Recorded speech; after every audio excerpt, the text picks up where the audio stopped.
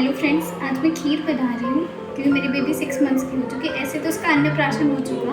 हमारे बुंदेलखंड में कहा जाता है कि आप जब भी अपने मामा के यहाँ जा रहे हो तो मामा के यहाँ से भूखे पेट नहीं आते, तो उसका अन्नप्राशन तो हो चुका है। पर फिर भी मैं ऐसे ही भगवान को प्रसाद लगाने के लिए, और आज मेरी बेटी 6 मंथ्स की हो गई, उसके लिए मैं खीर बना रही हूँ। तो मुझे लगा कि आप लोगों के साथ शेयर करना चाहिए कि मैं कैसे खीर बनाती हूँ। तो चलिए देखते हैं कि मैं कैसे बनाती हूँ। ये मैंने आधा कटोरी चावल ले लिए हैं। इसको मैं धो के अच्छे से पानी में थोड़ी देर फूलने के लिए छोड़ दूँगी। ये मैंने अच्छे से वॉश करके थोड़ी देर के लिए चावल को फूलने के लिए छोड़ दिया है। मैं खीर आयरन की कढ़ाई में बना रही हूँ। इससे बहुत अच्छा टेस्ट आता है। मेरी मम्मी बनाती थी तो मुझे मेरी मम्मी के हाथ की खीर बहुत अच्छी लगती, और ये फ़ायदा भी करती है क्योंकि हम दूध को जितना औटा के आयरन की कढ़ाई में बनाएंगे तो जितने भी आयरन है वो दूध में चला जाएगा और टेस्ट को भी इन्हेंस करेगा। और कुछ लोग कुकर में भी बनाते हैं तो वो जल्दी बन जाती है, पर इसको आप मेरी ट्रिक से बनाएंगे तो ये खीर भी कुकर के जितने के टाइम पे बन जाएगी। तो चलिए देखते कैसे। मैंने आधा कटोरी चावल लिया था तो मैं आधा कटोरी ही शक्कर लूँगी। जितने हम चावल लेते हैं उतने मैं शक्कर लेती हूँ। आप अपने हिसाब से कम ज़्यादा कर सकते हैं। चलिए अब हम इसमें शक्कर डालते हैं। ये 1 लीटर के आसपास दूध होगा जिसमें मैंने आधा कटोरी शक्कर डाल दिया। 1 लीटर। अब इसमें थोड़ा इलायची पाउडर भी डाल देंगे। आप इलायची कूट के डाल सकते हैं या फिर इलायची पाउडर। मैंने 3 इलायची कूट के डाल दी है इसमें। अब मैं इसको अच्छे से पकने दूँगी। मैंने 15 मिनट के लिए चावल को पानी में डाल दिया था तो वो अच्छे से हो गए हैं। अब इसको हम थोड़े से आधे चम्मच घी में हल्का सा रोस्ट करेंगे।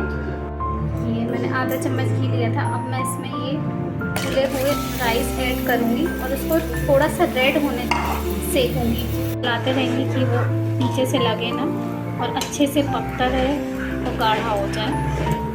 ये देख सकते हैं कि चावलों का कलर चेंज हो गया है, हल्के से रेडिश हो गए हैं। अब इनको हम ठंडा करेंगे, उसके बाद हल्का सा दरदरा पीसेंगे। बिल्कुल फाइन पाउडर नहीं, थोड़ा सा दरदरा पीसना है।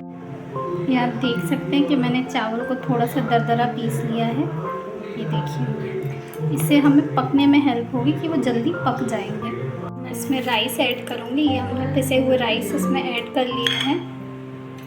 मैं ये ड्राई फ्रूट्स को ड्राई रोस्ट करूँगी थोड़े से, बिल्कुल घी में। आधे चम्मच से भी कम घी लिया है, इसमें मैं ड्राई रोस्ट करूँगी ड्राई फ्रूट्स को।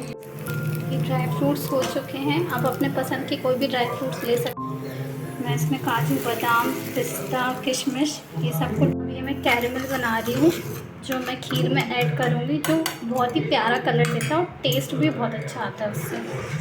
कि बनाया है, ऐसा लगता है कि ऐसी खीर बनाने में टाइम लगता है, पर ऐसा कुछ नहीं। अगर आप सब चीज़ सीक्वेंस बाय सीक्वेंस करते जाए तो आपको 15 से 20 मिनट से ज़्यादा टाइम नहीं लगता है ये टेस्टी सी खीर बनाने का। हमारा कैरेमल भी तैयार होता जा रहा है। कैरेमल तैयार हो गया। अब हम इसको खीर में ऐड करेंगे। मैं लास्ट में इसमें थोड़ा सा गुलाब का रस ऐड करूँगी, इससे भी बहुत अच्छा टेस्ट आता है, बहुत टेस्ट को इन्हेंस करता है। ये हमारी आयरन रिच कैरेमलाइज चावल की खीर तैयार है, जिसको मैंने थोड़े से ग्रेटेड कोकोनट से गार्निश किया है विद सम ड्राई फ्रूट्स। तो आप लोग बताइएगा आप लोग को कैसी लगी और अपना कमेंट बॉक्स में ज़रूर शेयर कीजिएगा। इससे मुझे भी अच्छा लगता है और मैं और अच्छी अच्छी डिश आपके लिए लाऊंगी। और जो लोग कुकर में खीर बनाते हैं वो ये वाली प्लीज़ ट्राई कीजिएगा।